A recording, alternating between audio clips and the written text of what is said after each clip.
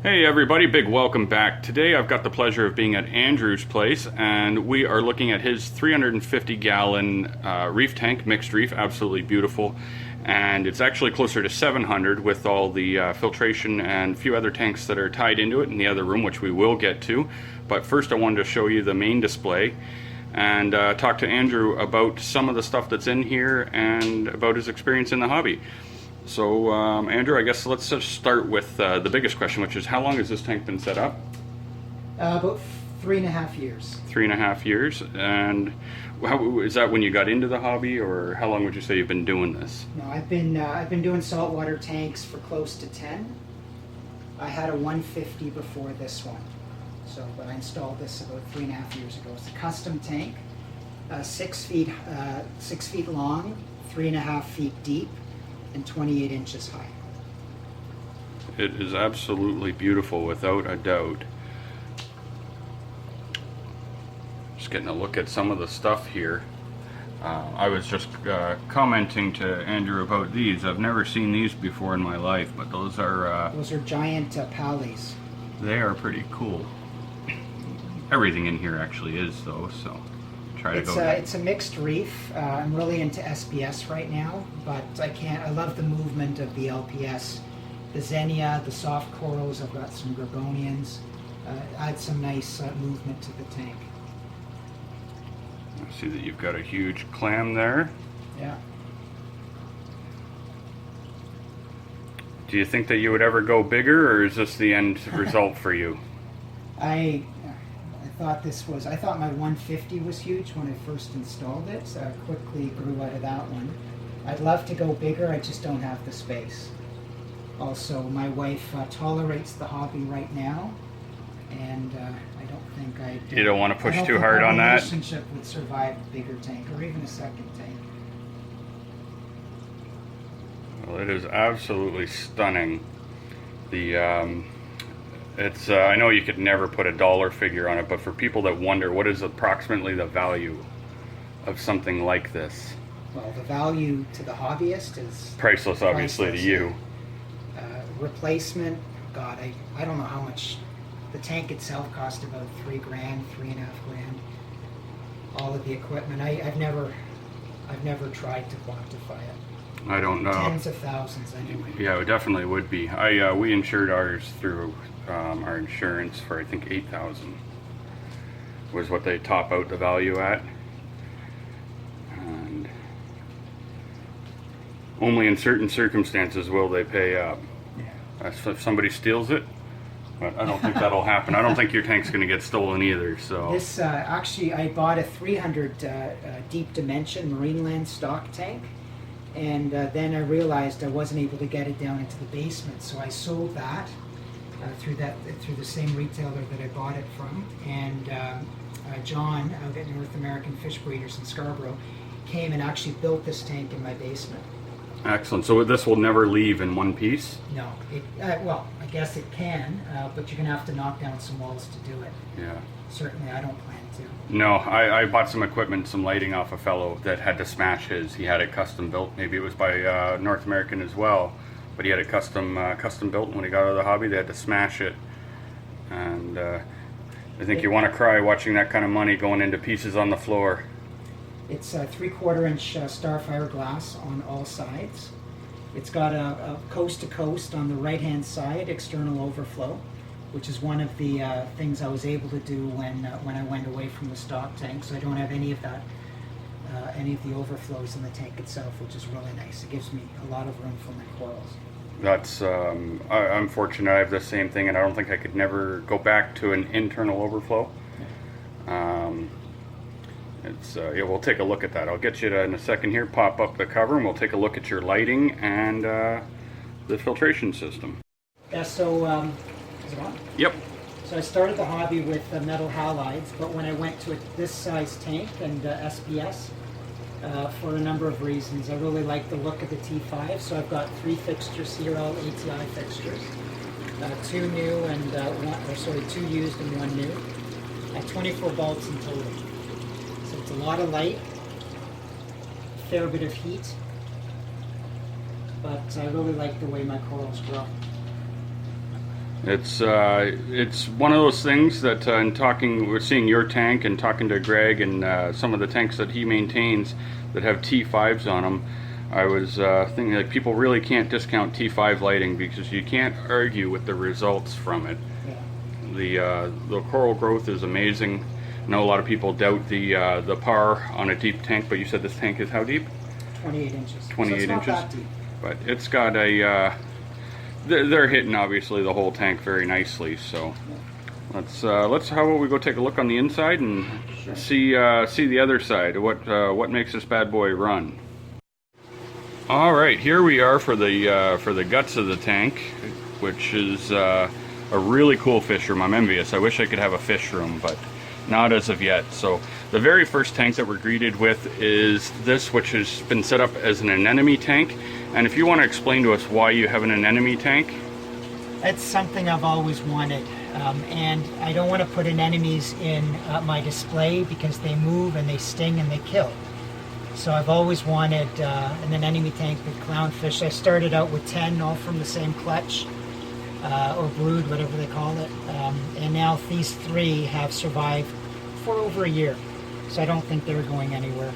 I've got rose tip bubble tips that have split a number of times. 2 carpets, as you can see, a blue and a green.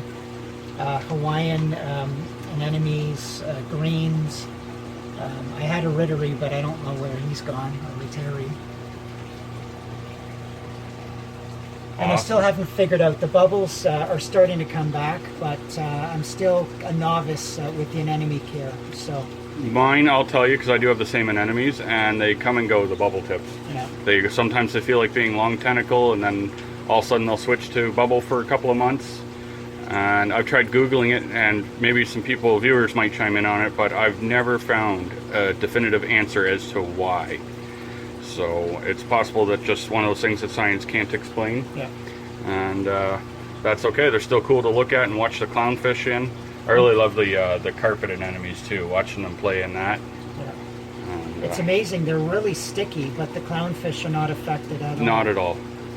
Doesn't seem to one bit. They develop some kind of slime on them or something. Yeah. Really cool.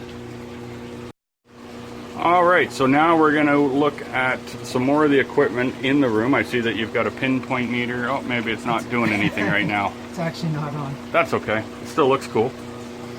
Yeah, this tank, I don't have an apex. I don't have anything. I was going to ask you about that, if you use any kind of monitoring or... Nope. This has the backing on it. The backing comes off. You put it on just so we get a nicer view on the inside. Yeah. But that's okay. We'll look down here. So it's a custom sump, just shy of the 6 feet that the main display is. All of my, I don't actually run any heaters, and I don't need any cooling on the tank. It's located in the basement, so the air conditioning in the summer and the heating in the winter keeps the tank at pretty good temperature. So I'm really lucky. Awesome. Yeah, it's a little dark. I don't know if that'll show up, but I'll try to brighten it up in post for them. But if I don't, basically it's just full of a bunch of live rocks, some baffles. It's got some sand, it looks like, in the first compartment. Let me see if I can... All right, now he's got a turf scrubber or algae scrubber, as some people know. Is this just basically you've taken some for that needle point or whatever? Yeah. The mesh, and then put what kind of light is that over it? T5 or? Yeah, it's a T5. It's a used T5. I used to run the spiral bulbs, but I was worried about salt spray, so I wanted lights that were covered. It's not the most effective turf scrubber. I guess some algae growth, but a lot of the right stuff as well. This is actually run off the return pump, so it overflows into the first compartment, then it flows over the baffle down the turf scrubber. Are you using filter media like socks or? No, Nope. I'm using carbon. Those are 2 bags of carbon, but the overflow doesn't go through the bags. So that's just basically a way of hanging my carbon, my filter. All right. So then it just goes by the flow of the water. Yep. Awesome. And then Variety of pumps, my return pump, and is that your return right there? That's the return, which is a DC pump. My feed for my refugium, my skimmer pump. Just a bunch of different things in there. I wish I had a little bit more room. It's very tight working in here, but the sump is a nice size, so I'm fortunate about that. Yeah, you definitely have got a lot of room in the sump. Anyhow. Got lots of live rock in there as well. Anything that I didn't want in the display. Okay, so here we are now. We're looking at a 90-gallon, and this is what he uses as a frag system. So whenever he gets a new coral, you put it in here. How long would you say you put it in? Until I have time to. This is not quarantined, so it's connected to the main okay. system. Yep. And then I put it in here just until it adjusts to the lights, and I have time to find a place in the display for it. So and then, of course, anything that I frag, I put in here as well before I sell it or bring it to the store. So it's also got T5s. It's an older fixture. The light's not great, but it seems to be good enough. The zinnia is growing like mad. it is doing good enough. I wouldn't say anything's wrong with it. I can't keep zinnia right now. I don't know why. I'm gonna try again though one day. Same with the flower pots. They don't do well for me either. Alright, cool. Let's continue on. And now we're looking at a really big skimmer. What kind of skimmer is this here? It's a reef octopus. I think it's a 6,000 external. 5,000 or 6,000, I can't recall. Do you ever get nervous with it? No, I mean, it took me a while to figure out how to dial it in just right. And you'll see the tape here. Sometimes I still forget which way to increase the levels. Yeah. But it's fed by a pump. It's got the circulating pump. The one right over there? In the back, yep. Yeah. It overflows into it overflows into this blue bin, which is like the stuff they put under the street, so it's huge. I don't know what the gallonage is. Were you just driving down the road and you threw it in the back seat? A buddy of mine. Yeah, no comment, no. That's all right. Yeah. It's pretty, that makes for a good container anyway. And then, how do you... It's an acrylic base at the bottom. It fills up. Obviously there's a lot of water in there, then it overflows through this half-inch pipe back into my sump, if it ever does overflow, so that I don't get it on the floor. How do you empty it? Just with a pump? Just using, either a pump or just using the python. Awesome, huh? Looks like it's doing a good job. That's some pretty nasty stuff in there. Yeah. And then this is kind of a cool effect just from the vibrations of the system. Just something I noticed here. Oh yeah. Your little valves just spin into its own beat, so that's kind of cool. So actually the pipe that you were looking at, this is my closed loop. I've got a big sequence pump in the back. It's quite old, so there's lots of salt creep. But these things are workhorses. Like this thing's been running non-stop probably, well, almost the 3 years that the tank's been up. And never pulled it apart or anything? Never pulled it apart. It feeds so it taps off the back and then back through 6 different nozzles to create some turbulence in the tank. And then it also feeds my frag tank. And you'll see at one point I had other things that were fed off of it as well. Alright, now in addition to the closed loop system you have, I did notice that you have some you got MP60, MP40. Yeah, I've got 2 MP40s. The other one you can't see, it's hidden. It's kind of tucked behind that board. Yeah. And then the MP60. Got them all used and one at a time, just wanting to increase flow in my tank because I had some cyano build up in some corners. And I really like them. Yeah, I know. I love mine. So it's every now and then I throw them on full blast and stir up a bunch of crap on the bottom. And there's just kind of looks a little bright on the video, but anyways, top-in looking. And then I see that you're dosing calcium and alkalinity through a dosing pump there. Or is that magnesium in that one? Yeah, I've also got magnesium because I'm fighting some rheopsis in the tank, and one of the solutions is to raise your magnesium up to like 1900 and keep it there for a while. Either the Brightwell or the Kent product. So I'm doing the Brightwell, and I'm seeing some promising results, but it's still early. Well, good to know. If anyone's got that though, to give it a shot anyway. And then I see, what's this, like a... Yeah, this is an acrylic cube that all you'll see now is the Clarkie with the anemone, but I set up this tank for the mantis shrimp. I've got a peacock mantis underneath that rock over on the right, somewhere in there, but he's very reclusive. I saw him yesterday because I was cleaning the tank, and he came out to swat at the siphon.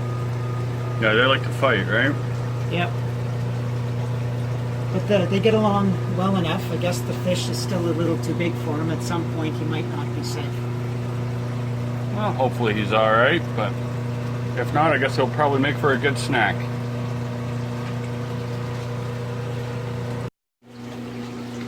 So this tank here, you're saying, is your quarantine tank for new fish that come in? Yeah, I have about 4 or 5 different options for quarantine. This, the larger one I use for my fish.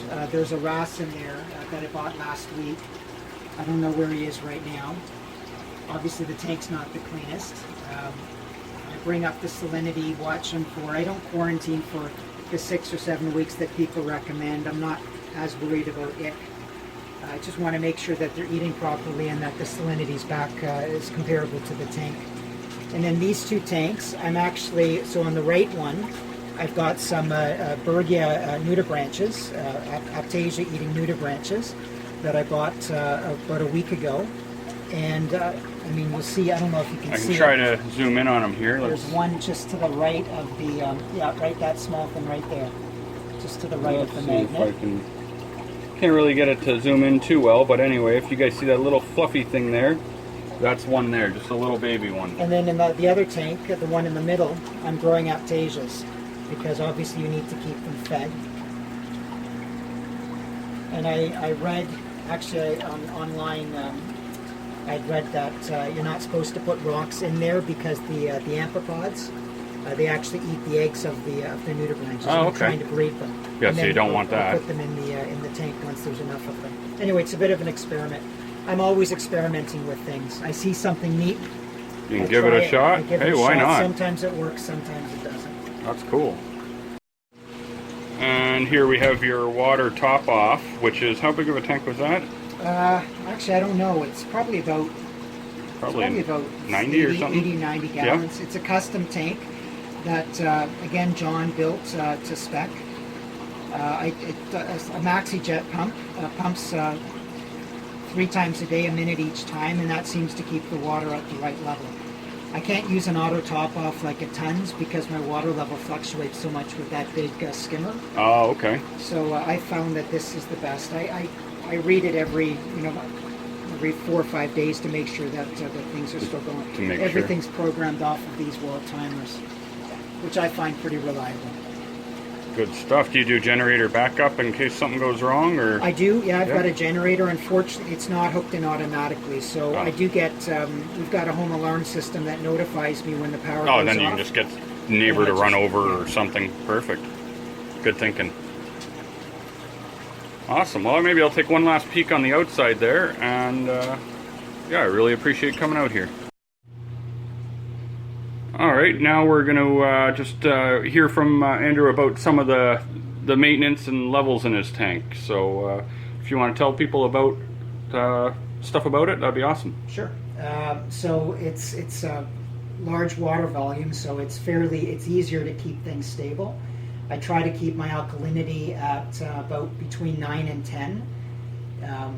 My calcium varies a little bit more, but typically between 450 and 500. Magnesium is high now because I'm dosing to try to get rid of the bryopsis, but normally it's at about 1500 as well. 3 times calcium is what they say. My phosphates, I've got about 50 some odd fish in here and 9 tangs. So there's a lot of poop, a lot of feeding. The Anthias I do tend to feed quite often. Frozen food, flakes, pellets on timers. So my phosphates are consistently, at 0.25. They've gone even higher. I'm running, as you saw, the ATS to try and keep it a little bit under control. I've also got some GFO in the overflow. And that seems to keep things pretty stable. My nitrates are marginal. I've got a deep sand bed in one of the compartments in the sump that I think is doing the trick because I'm not running pellets. I used to carbon dose. I used to do vinegar, but I didn't really like it. And so far I've been on this regimen maybe for about 3 months, and outside of the algae, which is growing, I'm pretty pleased. I saw no bio pellets or cubes or anything in there. Nope. No. at some point, I mean, with this many fish, I've heard, you know, it's inevitable that I have to try something like that. But, you know, if it's not broken, then don't change it. Absolutely, just stick to what you're doing because it's definitely working. I find, in my experience, corals like, and the SPS like, I mean, they don't want dirty water. Maybe mine's a little bit too dirty, but they need some phosphates. And I'm really happy with the color and the polyp extension and the growth. I mean, you'll see on the blue, it's like some kind of tort in the back. I mean, the new tips, and that coral's not that old. Some really good polyp extension, especially at nighttime. Well, it is absolutely a stunning tank. Some of these corals I've had for, like that bubble on the left. Yeah. I've had, that's from my 150, so it's probably about 6 or 7 years old. I'm quite happy with that. I love all the blood shrimp. I've got a convict blenny that eats every shrimp I put in mine, so I say that. I can't necessarily blame him because I've never seen him do it, but... A convict, like an eel goby? It is. It's like an eel goby, okay. Absolutely. I'm going to be doing a video on him because I get a lot of questions about him. He must be big already. He's maybe about 14 inches or so. But It's yeah, interesting. I was wanting to buy one of those. But, I love them, but it takes. You'll see him pick up hermit crabs from time to time. He'll try to. He can't eat them, but he tries. I guess because they can grow 24 to 36 inches or something. So I guess eventually. But he's a really cool fish, and I don't know if you know this about them, but they start off as a fish and they turn into the eel. When I bought him, he actually just looked like a normal little white and black fish at the time. So pretty cool. But, well, it's definitely been a pleasure checking out your tank today, and it's been nice having you over. I'm sure people are gonna love checking this out. YouTube is full of people that are just getting into the hobby and they want to see what they can develop into. Obviously, you're not going to get this overnight. Well, unless you're Roman Atwood. There's this guy I watch on YouTube called Roman Atwood. He's a big celebrity anyway. He got his looking like this overnight, but that's because he had paid for it. It was he would. He had them come in and custom build it and put everything in and all the coral and stuff. But your average person does not get this overnight, and it's a lot of blood, sweat, and tears, and perhaps a little arguing with the missus. But thank you very much. Hopefully everyone's enjoyed the video. If you have, if you wouldn't mind giving a like on the video and subscribe to check out some other fish tank videos I've got. And hopefully I'll be getting a chance to check out some more tanks in addition to my own that I show every now and then. Alright guys, we'll see you next time.